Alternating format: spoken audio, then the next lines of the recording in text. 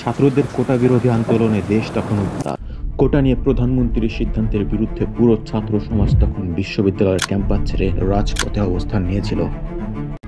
আন্দোলনের প্রথম দিকে ছাত্রদের দাবি ছিল এক দফা, কিন্তু আন্দোলনরত শিক্ষার্থীদের জবাবের প্রতিক্রিয়ায় প্রধানমন্ত্রীর একটি লো লেভেল আর্গুমেন্ট আন্দোলনরত শিক্ষার্থীদের আরো ক্ষুব্ধ করে তোলে। কেউ মেধাবী না, যত রাজাকারের বাচ্চারা নাতিপুতি হলো মেধাবী, তাই না? আন্দোলন আরও তীব্র আকার ধারণ করে, যেটা পরবর্তীতে গণ আন্দোলনে পরিণত হয়। দেশব্যাপী শুরু হয় শিক্ষার্থীদের বিরুদ্ধে পুলিশ ছাত্রলীগের দাঙ্গা। অবস্থা টালমাটাল দেখে ছাত্রদের দাবির যৌক্তিক সমাধানের রাস্তা দিয়ে সরকার পুরো দেশে কারফিউ জারি করে। ব্যাহত করা হয় সকল রাষ্ট্রীয় কার্যক্রম, থমকে যায় পুরো দেশ। মরার ওপর খরা হয়ে আসে আগে থেকে দুর্বল থাকা এদেশের অর্থনীতি, যেটা দেশের অর্থনৈতিক অনগ্রসরতাকে আরও এক ধাপ তলানিতে নামিয়ে এনেছে। বাংলাদেশের অর্থনীতি ব্যাপকভাবে পোশাক শিল্পের উপর নির্ভরশীল। বাংলাদেশের অর্থনীতিতে বিশাল ভূমিকা রাখে এই পোশাক শিল্প। রপ্তানি আয়ের ৮০% আসে এই শিল্প থেকে। তবে চলমান সহিংসতা এই খাতকে সংকটের সম্মুখীন করেছে। রপ্তানিমূলক শিল্প হওয়ায় এখানে বহির্বিশ্বের সাথে যোগাযোগ সচল রাখা অত্যাবশ্যক। তবে ইন্টারনেট টেলিকমিউনিকেশন ব্লক আউটের জন্য থমকে যায় কার্যত এই পোশাক শিল্পের। আন্দোলন চলাকালীন প্রতিদিন $150 কোটি ক্ষতির সম্মুখীন হয় এই পোশাক শিল্প। সরবরাহ ব্যবস্থা মারাত্মকভাবে ব্যাহত হয়। শিপমেন্ট জমে গেছে, সময় মতো পূর্ণ সরবরাহ না করায় আন্তর্জাতিক কিছু কোম্পানি তাদের অর্ডার বাতিল করেছে।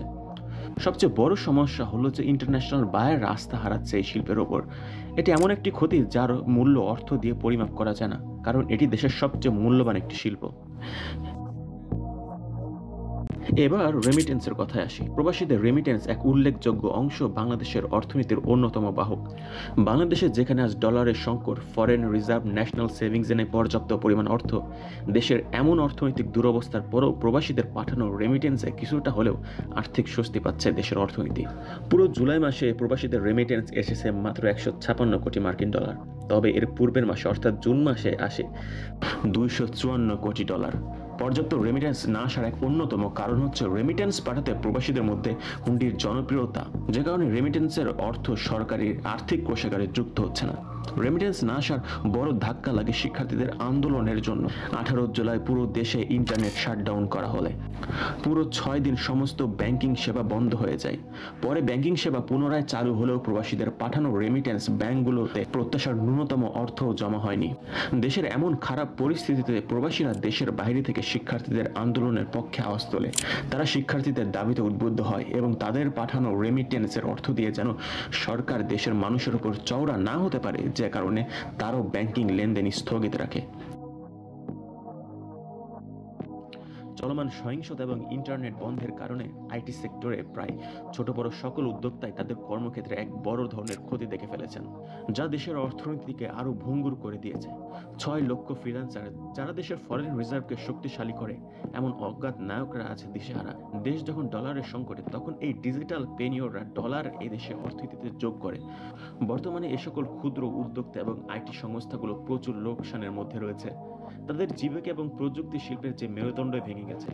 অনেক ফ্রিল্যান্সার, ছোট বড় উদ্যোক্তারা ইন্টারন্যাশনাল মার্কেটে তাদের রেপুটেশন হারিয়েছে, যা দেশের অর্থনীতি এবং আইটি উদ্যোক্তাদের উভয়কে ব্যাপক ক্ষতি করেছে। এগুলোই দেশের অর্থনীতির প্রধান কাণ্ডারি। আর এই সকল খাতগুলো যদি দেশের অর্থনীতিতে ভালো পরিমাণ অর্থের যোগান দিতে অক্ষম হয়, তাহলে বাংলাদেশকে বৈদেশিক ঋণ পরিশোধে আরও ভুগতে হবে। এমনিতে রাজনৈতিক অস্থিতিশীলতা এবং আর্থিক খাতে প্রচুর দুর্নীতির কারণে খেলাফি ঋণ আরও বেড়েছে। দেশের ক্রমবর্ধমান অস্থিতিশীলতার কারণে অনেক ক্ষুদ্র ব্যবসায়ী ব্যাংকের প্রতি আস্থাই হারিয়ে ফেলেছে। ব্যাংকের লাইন ধরে তারা তাদের টাকা উত্তোলন করছেন, তারা আর ব্যাংকে টাকা রাখতে চান না।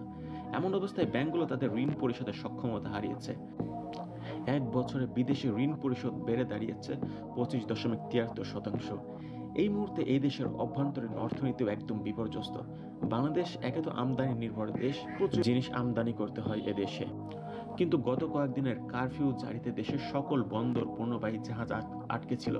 শুধু বন্দর নয়, সড়কযোগে যান চলাচল নিষিদ্ধ রয়েছিল, যে কারণে পণ্য সরবরাহ করতে না পারায় প্রত্যেকটা বিভাগীয় এবং জেলা পর্যায়ে জিনিসের দাম উচ্চ হারে বৃদ্ধি পেতে থাকে। বরাবরের মতো এবারও নীতি নির্ধারকরা মূল্যবৃদ্ধির জন্য পণ্যের উচ্চ আমদানি মূল্যের এবং বহিরাবিদ নানাগত কারণকে দায়ী করে। বিশ্বব্যাপী পণ্যের দাম এখন কয়েক মাস ধরে নিম্নমুখী প্রবণতায় রয়েছে, কিন্তু স্থানীয় পর্যায়ে উৎপাদন থাকা সত্ত্বেও দেশীয়ভাবে উৎপাদিত পণ্যের দাম বেড়েই চলেছে। বাজার ব্যবস্থায় ব্যবসায়ীদের সরবরাহে কারসাজি এবং তাদের বিরুদ্ধে কোনো কঠোর ব্যবস্থা না নিতে পারায় প্রশাসন বাজার ব্যবস্থাকে আরও অস্থিতিশীল করে তোলে এবং আমাদের মতো সাধারণ মানুষরাই এর ভোগান্তির শিকার হচ্ছে।